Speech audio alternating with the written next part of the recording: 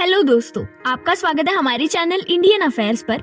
और आज हम बात करेंगे फ्रांस के बारे में। फ्रांस ने इंडिया के लिए अपनी फ्रेंडशिप को हमेशा ही साबित किया है, जो इंडिया को न केवल डिफेंस इक्विपमेंट्स देकर हेल्प करता है, बल्कि बड़े बड़े प्लेटफॉर्म्स में इंडिया की साइड लेकर अपनी फ्रेंडशिप को प्रूव भी करता है। और अगर हम रिसेंट की ही बात करें तो एक बार फिर से फ्रांस ने इंडिया के लिए अपना सपोर्ट दिखाया है, जिसमें फ्रांस इंडिया को यूनाइटेड नेशन में परमानेंट सीट देने के लिए आगे आया है। एक मीटिंग के दौरान फ्रेंच एनवॉय ने ये स्टेटमेंट दिया है कि फ्रांस अब यूएनएससी को अज्यूम करने वाला है और फ्रेंच एनवॉय इंडिया की परमानेंट यूएन सीट के सपोर्ट में खड़े रहना चाहते हैं। वहीं इसी पर उन्होंने आगे ये भी कहा कि इंडिया और फ्रांस ये दोनों ही देश स्ट्रॉन्ग टाइज को होल्ड करने के लिए पूरी तरह से कैपेबल है। उन्होंने एक बार फिर से इंडिया को अपना एक इम्पोर्टेंट एशियन स्ट्रेटेजिक पार्टनर बताया है और अपनी इसी मीटिंग के दौरान ये दोनों देश एक दूसरे के बीच चल रहे कोऑपरेशन को और स्ट्रॉन्ग करने के लिए अग्री हुए हैं, जिनमें उन्होंने कई मल्टीलैटरल इश्यूज पर भी बात की है। प्रकाश गुप्ता, जो कि यूएन पॉलिटिकल के जॉइंट सेक्रेटरी हैं,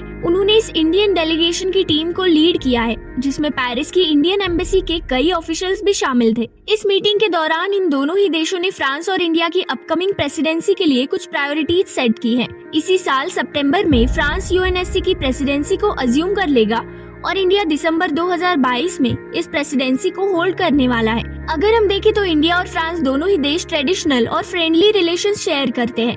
1998 से ये दोनों ही देश स्ट्रेटेजिक पार्टनरशिप में एंटर हुए हैं, जिस पर इन्होंने कई इंटरनेशनल इश्यूज को सॉल्व और अपने बढ़ते बायलैटरल रिलेशनशिप को मजबूत भी किया है। आज इंडिया और फ्रांस के इकोनॉमिक रिलेशन पीक पर है, जहां फ्रेंच बिजनेसेस और इंडस्ट्रीज के कई इंपॉर्टेंट लिंकेजेस इंडियन इकोनॉमी से जुड़े हुए हैं और ये इंडिया के आत्मनिर्भर भारत में भी हेल्प कर रहे हैं। अगर हम देखें तो फ्रांस इंडिया का एक बहुत अच्छा डिफेंस पार्टनर है और केवल इतना ही नहीं, कम से कम 1000 फ्रेंच बिजनेस हाउसेस जैसे कि defence, ITES, consulting, engineering services, heavy industry जैसी कंपनी इंडिया में वर्क भी कर रही है। दोस्तों, आज के समय में फ्रांस इंडिया का 7th लार्जेस्ट फॉरेन इन्वेस्टर है, जो करीब $9 बिलियन का FDI स्टॉक होल्ड करता है और ये डेटा 2000 से लेकर 2020 तक का है, जो इंडिया के FDI इनफ्लोज का 2% है। वहीं अगर हम कोविड-19 के पीरियड को ध्यान में रखें, जब इंडिया सेकेंड वेव को फेस कर रहा था, तब फ्रांस के प्रेसिडेंट ने इंडिया में एक सॉलिडेरिटी मिशन लॉन्च किया था,